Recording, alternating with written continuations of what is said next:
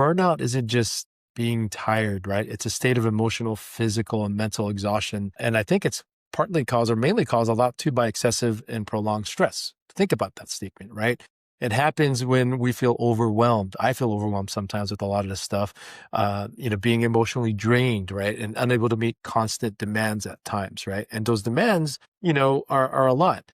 And, how do those demands, or if you were to break it down, impact us or people and how do we navigate our way out of it, right? Like, what does the burnout feel like, and it shifts our internal monologue. And we have these kind of recurring thoughts, at least, I do. And I know others I've spoken with have. I remember people telling me that I've advised, like, does any of this matter? Like, think about that. Does any of Mhm. this matter? That's kind of like being, that's cynicism and detachment, right? And again, I'm not trying to get psychological, but just thinking about that. I'm failing at everything. You mentioned something earlier, but I don't want to miss out on this, right? I hear people saying, oh man, I'm failing at this. And that's kind of, what would you say? I've heard this term, reducing sense of accomplishment, right? Mhm. And what about, I just need to get through this week, this month. And people are just surviving, not enjoying. That to me is losing the joy sucks. But then I have nothing left to offer or to give. I always like this term. That's emotional bankruptcy, right? That is massive. Think about that, right? And then how does that impact your life? Right? Physically, you get fatigued. You go through these headaches, frequent illness, immune system gets weakened at times, and you can't sleep, whatever sleep disturbance you want to call it.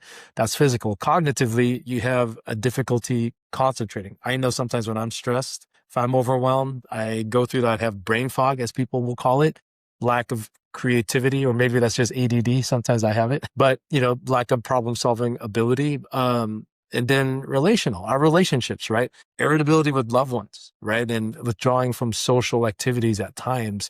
And I've seen that, sometimes I just feel like being isolated or feeling isolated. And lastly, professionally, you just brought this up, right? You're having this FOMO that people see, then what does that do? It increases errors. It's dreading the workday. It's having that quiet quitting, which has been common, and a total loss of motivation, and give me some of your thoughts on that, because I think that's a lot. And some of the stuff you've observed, we've observed. No, you hit the nail on the head, right? I think a lot of us going through burnout think we're strong enough to combat it. And Mm. you made a great point earlier. Maybe you see the light at the end of the tunnel. It's going to get better next week, next month. You can battle through this for a few more days, a few more weeks, right? And at the end of the day, if it's going to spiral out of control like that, you're not going to give your best effort. Your team members are going to be let down, and it's going to come back to bite you in more ways than one. And they'll be less sympathetic if you didn't flag it, right? If you don't flag it, right? And if you say you've been battling this for months now, I mean, that reflects poorly on you. It means you're not able to speak up. You don't feel like you're willing and able to really listen to your body, A, for one, and know yourself. And it comes off as almost unprofessional in some ways, right? So you've got to speak up, and not just for your own benefit, but for the benefit of people around you as well. I think that's absolutely key. And one main theme that so often accompanies and is at the center of burnout is just feeling alone, right? You feel like you're on an island because you don't think anybody else is going through this, especially the people closest to you in the same room with you, be it the holidays, a project, anything like that. You see them functioning properly, you perceive them functioning properly.